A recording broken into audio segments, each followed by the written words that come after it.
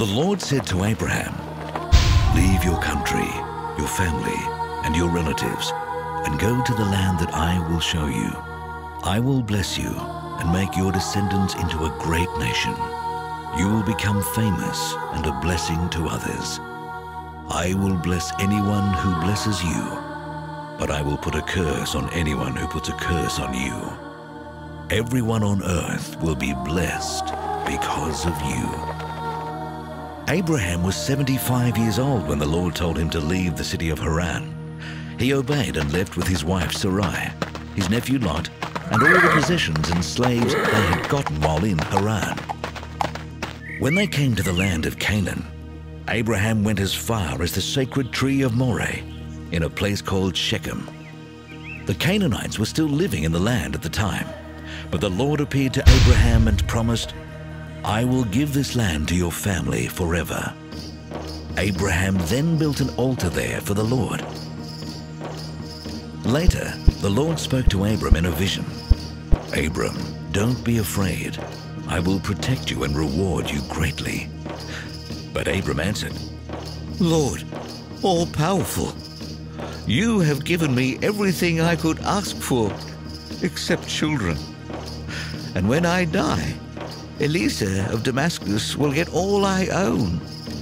You have not given me any children, and this servant of mine will inherit everything." The Lord replied, "No, he won't. You will have a son of your own, and everything you have will be his." Then the Lord took Abram outside and said, "Look at the sky and see if you can count the stars. That's how many descendants you will have."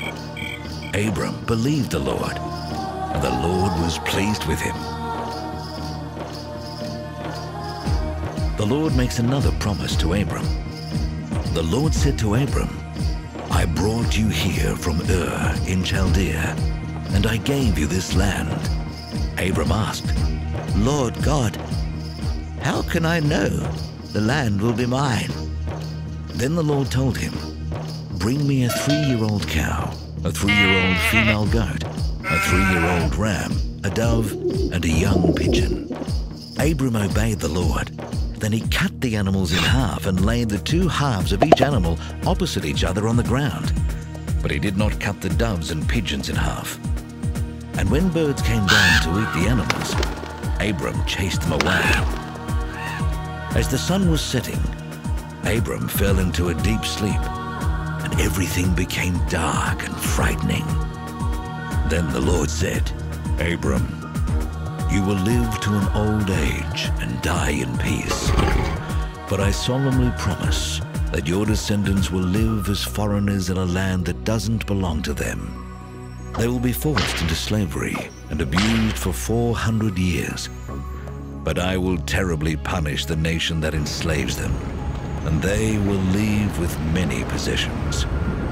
4 generations later, your descendants will return here and take this land, because only then will the people who live here be so sinful that they deserve to be punished." Sometime after sunset, when it was very dark, a smoking cooking pot and a flaming fire went between the 2 halves of each animal. At that time, the Lord made an agreement with Abram and told him, "I will give your descendants the land east of the Shihor River, on the border of Egypt, as far as the Euphrates River. They will possess the land of the Kenites, the Kenizzites, the Cadmonites, the Hittites, the Perizzites, the Rephaites, the Amorites, the Canaanites, the Girgashites, and the Jebusites.